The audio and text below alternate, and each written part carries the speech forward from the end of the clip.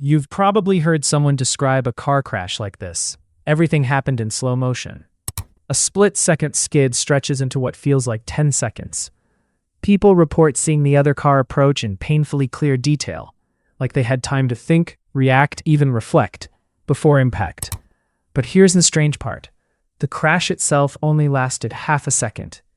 So what's actually happening in your brain during that half a second that makes it feel so much longer? The answer isn't magic, and it isn't your brain literally speeding up. It's something much stranger, and it might not even be happening in the moment at all. For a long time, the popular explanation was that in moments of extreme danger, your brain shifts into a kind of high frame rate mode, like a camera switching to slow motion recording, taking in more information per second so you can react faster. It's a great story. It's also, according to most modern research, not what's actually happening. In 2007, neuroscientist David Eagleman ran an experiment to test this directly. He took volunteers and had them free fall backwards off a 150-foot tower into a safety net. Genuinely terrifying, adrenaline-spiking free fall. During the fall, participants wore a wrist device that flashed numbers too fast for the eye to normally read.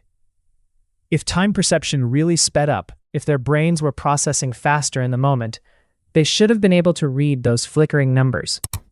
They couldn't, not any better than in a calm, controlled test, which means their brains weren't actually taking in more visual information per second during the fall.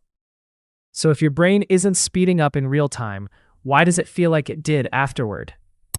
Eagleman's answer: it's not about perception in the moment, it's about memory formation after the fact. Here's the key idea. Your brain has a structure called the amygdala, which is heavily involved in processing fear and threat. When you're in a moment of genuine danger, the amygdala kicks into overdrive, and it recruits a second brain region, the one responsible for laying down memories, to record everything happening in far more detail than usual. Normally, your brain is selective about what it stores. Most of your day gets compressed or discarded.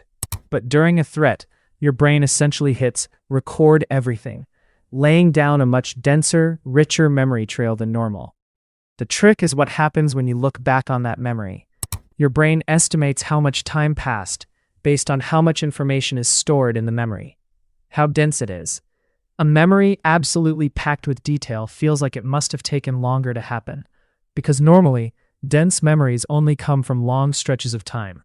So when you replay a 5-second car crash later, your brain essentially miscalculates. It reads the density of the memory and concludes far more time must have elapsed than actually did. You're not experiencing slow motion in the moment. You're constructing the feeling of slow motion afterward, when your brain reconstructs what happened. This raises an obvious question. Why doesn't this happen all the time? Why doesn't every memory feel stretched out? Because most of your day isn't threatening enough to trigger that amygdala-driven, high-density recording mode. Your brain is constantly filtering.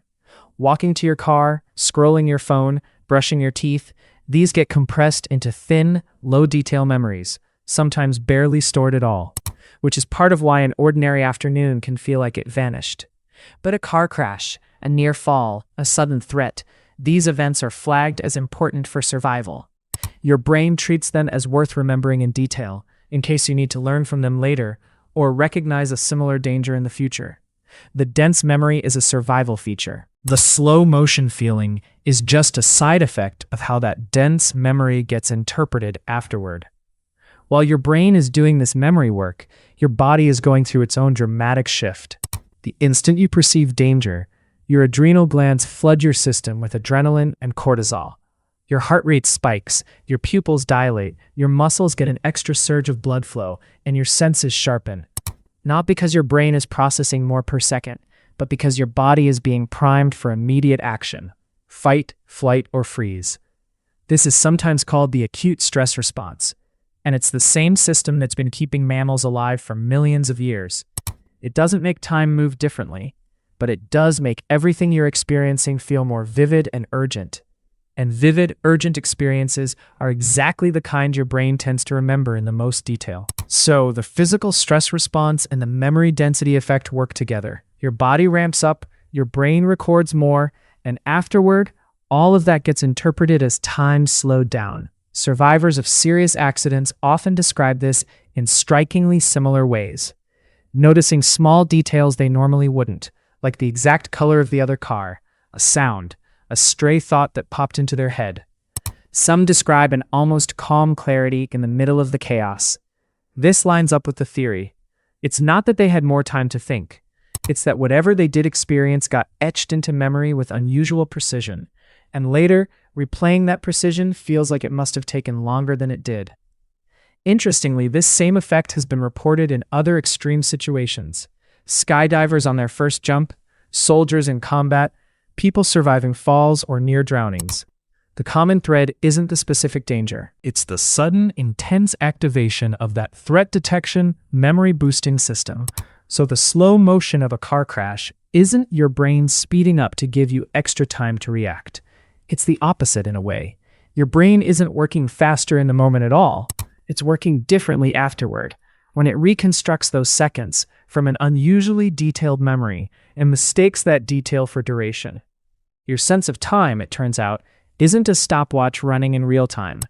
It's a story your brain tells you afterward, built entirely out of memory. If you found this as fascinating as I did digging into the research, subscribe for more, and let me know what other in-the-moment experience you want explained next.